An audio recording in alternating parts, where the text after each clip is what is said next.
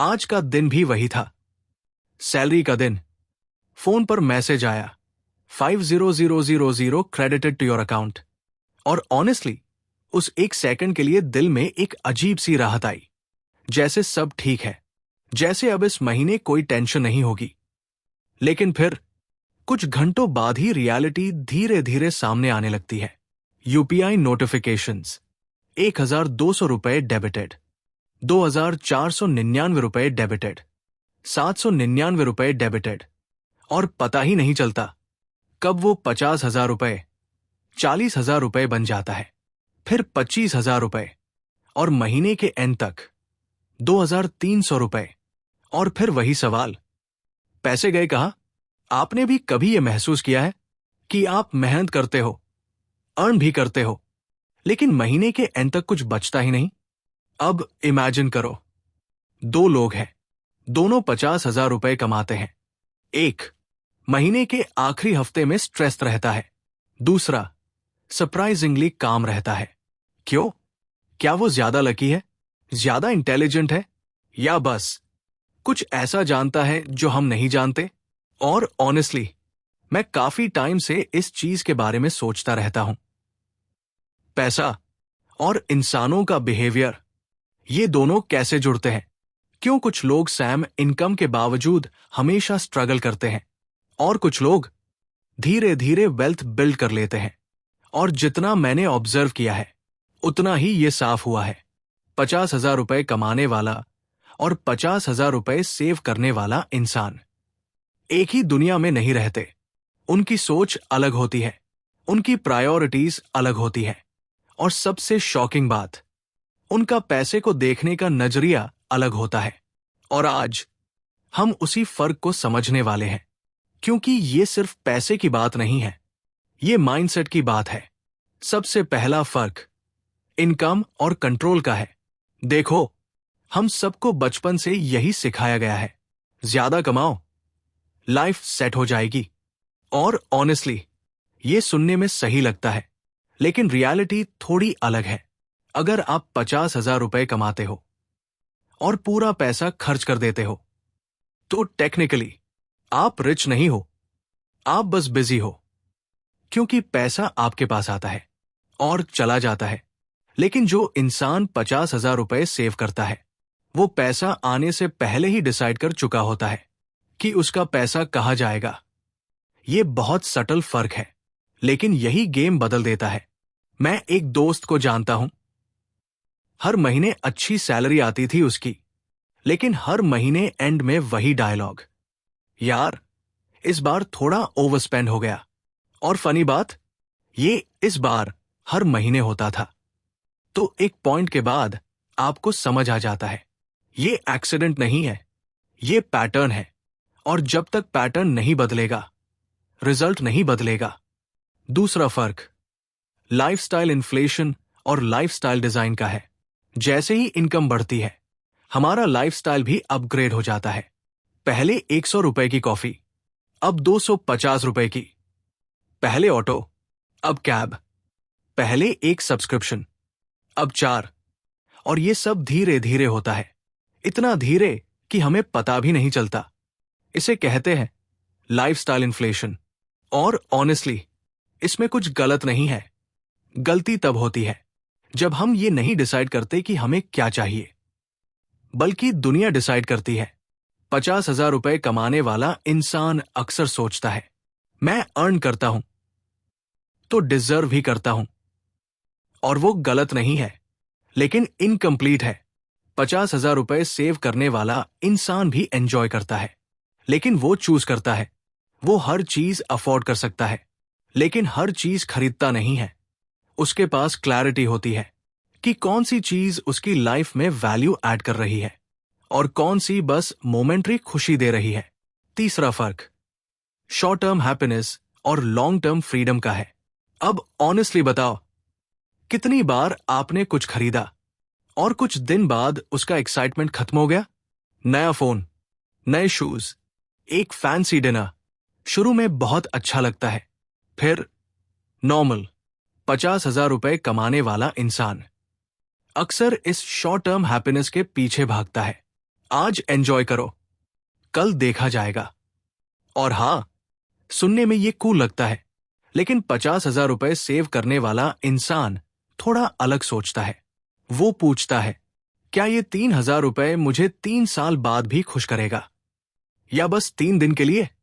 और ये सवाल आपके हर डिसीजन को बदल सकता है, क्योंकि सडनली आप फ्यूचर के बारे में सोचना शुरू कर देते हो। चौथा फर्क, पैसा एक इमोशन है या एक टूल? बहुत लोगों के लिए पैसा इमोशन बन जाता है।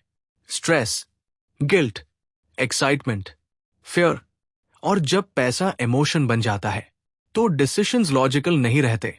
आप स्ट्रेस में होते हो और शॉपिंग कर लेते हो, आप खुश होते हो और ट्रीट दे देते हो, आप बोर होते हो और कुछ ऑर्डर कर देते हो। ये सब इंपल्स है, लेकिन जो इंसान सेव करता है वो पैसे को टूल की तरह देखता है, जैसे एक हैमर। आप उससे घर भी बना सकते हो और तोड़ भी सकते हो। पैसा न्यूट्रल है, आपका यूज उसे पावरफुल या डेंजरस बनाता है। और ऑनेस्टली, जब ये समझ आ जाता है तो हाफ गेम जीत जाते हो। पांचवा फर्क, जो बचा और जो पहले बचाया। अक्सर लोग क्या करते हैं? खर्च करते हैं, और जो बचता है वो सेव करते हैं। और प्रॉब्लम यह है कि कुछ बचता ही नहीं है। 50,000 रुपए कमाने वाला इंसान यही करता है, लेकिन 50,000 रुपए सेव करने वाला इंसान पहले सेव करता है, फिर खर्च करता है। मतलब सेविंग लेफ्ट ओवर नहीं है, वो प्रायोरिटी है। ये छोटा सा शिफ्ट पूरी लाइफ बदल सकता है। छठा फर्क आइडेंटिटी का है। थोड़ा डीप है, लेकिन इंपॉर्टेंट है। आप खुद को कैसे देखते हो वही आपके डिसीजंस को शेप करता है। अगर आप खुद को स्पेंडर मानते हो तो आप स्पेंड करोगे। अगर आप खुद को डिसिप्लिन्ड मानते हो तो आप नेचुरली बेटर चॉइसेस करोगे। 50,000 रुपए सेव करने वाला इंसान खुद को वेल्थ बिल्डर मानता है और हर डिसीजन में पूछता है, क्या ये वो इंसान करेगा जो मैं बनना चाहता हूं? और ऑनेस्टली, ये सवाल पावरफुल है।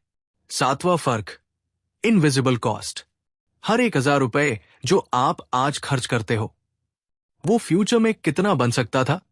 अगर वो इन्वेस्ट होता तो शायद 2,000 रुपए, 5,000 रुपए या उससे भी ज्यादा। ये है अपॉर्चुनिटी कॉस्ट। 50,000 रुपए कमाने वाला इंसान इस इनविजिबल कॉस्ट को इग्नोर करता है, लेकिन 50,000 रुपए सेव करने वाला इंसान हर खर्च के पीछे फ्यूचर देखता है और इसलिए वो नेचुरली स्मार्टर डिसीजंस लेता है। आठवां फर्क कंपैरिजन और क्लैरिटी। आजकल सबसे बड़ा ट्रैप है कंपैरिजन। इंस्टाग्राम खोलो, हर कोई दिखा रहा है, ये लिया, वो खरीदा, ये एक्सपीरियंस किया, और हम अननोइंगली कंपेयर करने लगते हैं। उसके पास है, मेरे पास क्यों नहीं? 50,000 रुपए कमाने वाला इंसान अक्सर इस ट्रैप में फंस जाता है, लेकिन 50,000 रुपए सेव करने वाला इंसान अपने गोल्स क्लियर रखता है। उसे पता होता है वो क्या चाहता है और क्यों चाहता है, और इसलिए वो दूसरों के गेम में नहीं खेलता। नौवां फर्क मोटिवेशन और डिसिप्लिन। मोटिवेशन बहुत टेम्पररी होती है, आज है, कल नहीं। अगर आप फाइनेंशियल डिसीजंस मोटिवेशन पर छोड़ोगे तो कंसिस्टेंसी नहीं आएगी। 50,000 रुपए सेव करने वाला इंसान डिसिप्लिन पर चलता है। वो सिस्टम्स बनाता है, ऑटोमेशंस सेट करता है, ताकि उसे हर बार डिसीजन ना लेना पड़े, क्योंकि वो जानता है कंसिस्टेंसी इंटेंसिटी से ज्यादा पावरफुल होती है। 10वां फर्क टाइम हराइजन। 50,000 रुपए कमाने वाला इंसान महीने के हिसाब से सोचता है। 50,000 रुपए सेव करने वाला इंसान सालों के हिसाब से सोचता है। और यही फर्क कंपाउंडिंग क्रिएट करता है। छोटे डिसीजंस लंबे समय में मैसिव इंपैक्ट डालते हैं। अब अगर हम सब कुछ जोड़े, फर्क इनकम में नहीं है, फर्क माइंडसेट में है। एक इंसान पैसा कमाता है, दूसरा पैसा बिल्ड करता है। एक हर महीने सर्वाइव करता है, दूसरा धीरे धीरे ग्रो करता है।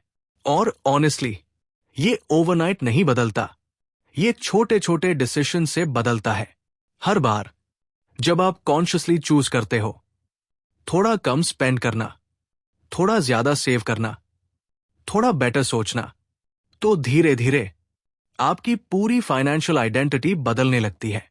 और शायद सबसे इंपॉर्टेंट बात यह है, आपको 50,000 रुपए सेव करने के लिए 1,00,000 रुपए कमाने की जरूरत नहीं है। आपको बस अपना रिलेशनशिप विद मनी बदलना है। थोड़ा अवेयरनेस, थोड़ा डिसिप्लिन और थोड़ा पेशेंस, बस। तो अगली बार जब आपकी सैलरी आए, बस 1 सेकंड रुकना और खुद से पूछना, मैं कौन हूं? 50,000 रुपए कमाने वाला या 50,000 रुपए सेव करने वाला? क्योंकि ऑनेस्टली आपका फ्यूचर उसी आंसर में छुपा है।